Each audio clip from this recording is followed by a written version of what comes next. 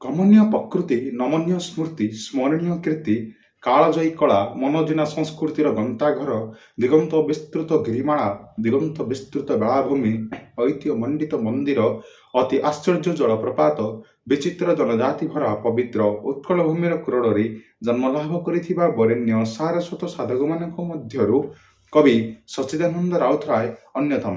ଏହି ବଳିଷ୍ଠ ସାଧକଙ୍କ ଅନବଦ୍ୟ କୃତି ମଧ୍ୟରୁ ରକ୍ତଶିଖା ପଲ୍ଲିଶ୍ରୀ ଅଭିଜ୍ଞାନ ଆଦି ଅନ୍ୟତମ। ଆଜି ଆମେ এই କବି ସଚ୍ଚିଦାନନ୍ଦ ରାଉତରାୟଙ୍କର ଯେଉଁ କବିତାଟି ଆସିଛି ବାର୍ତ୍ତା, ଯାହାକି ଯୁକ୍ତ 2 କଳା ବାଣିଜ୍ୟ ବିଜ୍ଞାନରେ ବାଧ୍ୟତାମୂଳକ ଓଡ଼ିଆ ଯେଉଁ ସ୍ଥାନ ପାଇଛି କବିତା ବାର୍ତ୍ତା। ଏ ବାର୍ତ୍ତା କବିତାଟିରେ କବି ସଚ୍ଚିଦାନନ୍ଦ ରାଉତରାୟ ସମାଜରେ ଯେଉଁ ନିର୍ଯାତିତ ମାନବ ଶିଶୁ ସପକ୍ଷରେ ଯୁକ୍ତି ଭାଡ଼ିଛନ୍ତି ଏବଂ ସେ ଦାସତ୍ୱ ପ୍ରଥା ଅପସାରଣ ନିମନ୍ତେ ସେ ଯଥାସମ୍ଭବ ଚେଷ୍ଟା କରିଛନ୍ତି। ଊନବିଂଶ ଶତାବ୍ଦୀରୁ ପ୍ରଚଳିତ ହୋଇ ଆସୁଥିବା ଦାସତ୍ୱ ପ୍ରଥା ବିରୁଦ୍ଧରେ ସେ ସ୍ୱର ଉତ୍ତୋଳନ କରିଛନ୍ତି। ସାମ୍ୟବାଦୀ ଚିନ୍ତନର କବି ସଚ୍ଚିଦାନନ୍ଦ ରାଉତରାୟ ଶ୍ରେଣୀମୁକ୍ତ ସମାଜ ସୃଷ୍ଟି କରିବାକୁ ସେ ତତ୍ପର ହୋଇ ଉଠିଛନ୍ତି। କବି ସଚ୍ଚିଦାନନ୍ଦ ରାଉତରାୟ ତାଙ୍କ ବାର୍ତ୍ତା କବିତାଟିରେ ପ୍ରାରମ୍ଭରେ କହିଛନ୍ତି, କ'ଣ କହିଛନ୍ତି? ଶତାବ୍ଦୀର ସିଂହଦାରୁ ଆସିଅଛି ଦୂତ, ଶତାବ୍ଦୀର ସିଂହଦାରୁ ଆସିଅଛି ଦୂତ, ଆଣିଅଛି ବାର୍ତ୍ତା ଭବିଷ୍ୟତର। ଜୀବନର ସମ୍ଭାବନା ଯହିଁ ମୂର୍ତ୍ତିମାନ, ନାହିଁ ଯହିଁ ପ୍ରାଚୀର ଅନ୍ତର। ଜାଗ ଏ ମାନବ ଶିଶୁ, ଜାଗ ଏ ନର ବ୍ରହ୍ମ, ଜାଗ ଧରି ଲୌକିକର ଜ୍ଞାନ। କହିଛନ୍ତି ଶତାବ୍ଦୀର ସିଂହଦାରୁ ଦୂତ ଭବିଷ୍ୟତର ବାର୍ତ୍ତା ଆଣିଥିବା କଥା କବି କହିଛନ୍ତି। ଯେଉଁ ବାର୍ତ୍ତାକୁ ଆପଣାଇ ମନୁଷ୍ୟ ମଧ୍ୟରେ ପ୍ରାଚୀର ସୃଷ୍ଟି ହେବ ନାହିଁ, ମନୁଷ୍ୟ ଜୀବନର ସମ୍ଭାବନା ମୂର୍ତ୍ତିମାନ ହୋଇପାରିବ।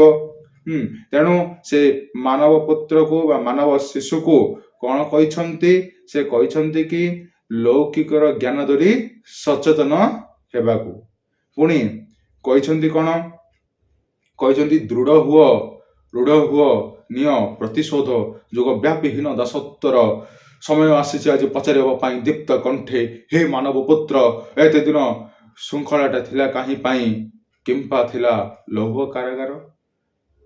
ଦୃଢ଼ ହୁଅ ରୁଢ଼ ହୁଅ, ଏ ଦାସତ୍ୱ ପ୍ରଥା ବିରୁଦ୍ଧରେ ଲଢ଼େଇ କରିବାକୁ କହିଛନ୍ତି। ଦାସତ୍ୱ ପ୍ରଥା ହଟିବାକୁ ହେଲେ ମନୁଷ୍ୟ ପୁତ୍ରଙ୍କର ଦୃଢ଼ ରୁଢ଼ ହେବାକୁ ପଡ଼ିବ।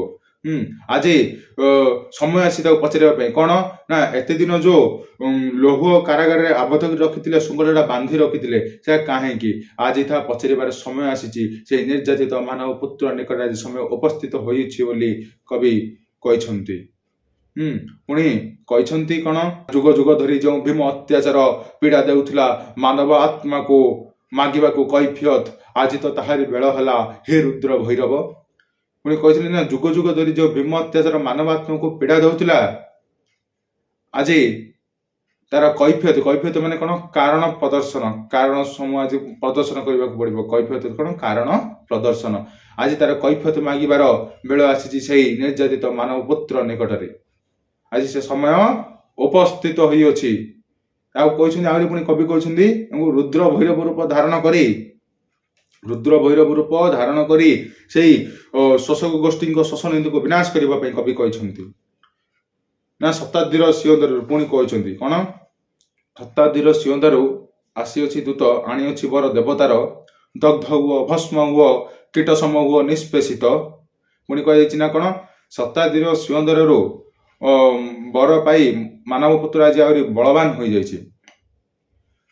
ଦଗ୍ଧ ହୋଇ ଭସ୍ମ, ଦଗ୍ଧ ମାନେ କ'ଣ? ଦଗ୍ଧ ଅର୍ଥ ପୋଡ଼ା, ଆଉ ଭସ୍ମ ଅର୍ଥ କ'ଣ? ପାଉଁଶ। ଦଗ୍ଧ ହୋଇ ଭସ୍ମ ହୋଇ କୀଟ ସମ ନିଷ୍ପେଷିତ ହେଲେ ହିଁ ଶ୍ରେଣୀମୁକ୍ତ ସମାଜ ଗଠନ ହୋଇପାରିବ। ତେଣୁ କବି କହିଛନ୍ତି କାହାକୁ? ମାନବ ପୁତ୍ରକୁ ଦଗ୍ଧ ହୁଅ ଏବଂ ଭସ୍ମ ହୁଅ, କୀଟ ସମ ହୁଅ ନିଷ୍ପେଷିତ। କୀଟ ସମ ହୁଅ ନିଷ୍ପେଷିତ ଅର୍ଥ କ'ଣ? ପିଲାମାନେ ନିର୍ଯାତିତ। ହେଲେ କ'ଣ କୁହାଯାଇଛି ପରବର୍ତ୍ତୀ ପର୍ଯ୍ୟାୟରେ? କବି କହିଛନ୍ତି, ତହୁଁ ଜ୍ଞାନ ରଶ୍ମି ବୁଝ ଆଜି ମୂଢ଼, କାରଣ କେ ସେଇ ପୀଡ଼ନର, ତାହାରି ଉଚ୍ଛେଦ କରରେ ନିର୍ମୂଳ, ସେନ ପରି ନିଅ ପ୍ରତିଶୋଧ। ପୁଣି କହିଛନ୍ତି ନା, କୀଟ ସମ ନିଷ୍ପେଷିତ ହୋଇ ଦଗ୍ଧ ଓ ଭସ୍ମୀଭୂତ ହେଲେ କ'ଣ ହବ?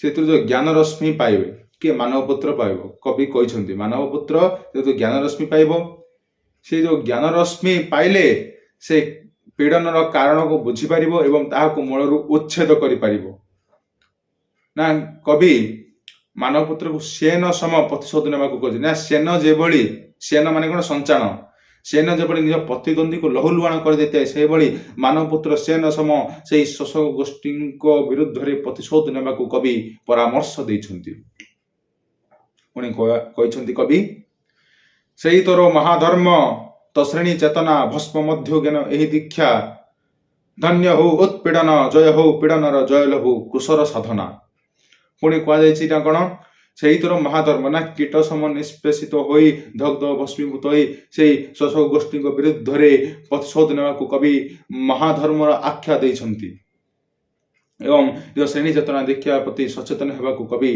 परामर्श देइछन्ति कहते से कीट सम निष्पेषित हो दग्ध भस्मीभूत हो श्रेणी चेतना दीक्षा लाभ कले मनुष्यपुत्र श्रेणीमुक्त समाज गठन कर कवि आशा रखिछन्ति ना से जो उत्पीड़न शिकार होउतला से उत्पीड़न आज धन्य होइछि एवं से जो पीड़न को सही आसुला से पीड़न जय हो एवं जो कृषर साधना को मनुष्यपुत्र आपणे जबा जो भली भाव से कृषर साधना को आज मानवपुत्र आज आपणाई से कृषर साधना जय हो परिशेष निर्यातित मानव शिशु शोषक गोष्ठी विरुद्ध प्रतिशोध नहीं से दासत्व प्रथा को विरुद्ध दासत्व प्रथा जो रही से दासत्व प्रथा विरुद्ध स्वर उत्तोलन करी जो जुग जुग धरी जो भीम अत्याचार होता से भीम अत्याचार कैफियत मागी कीट सम निष्पेषित हो दासत्व प्रथा को पूरा संपूर्ण भाव हटाई पारिले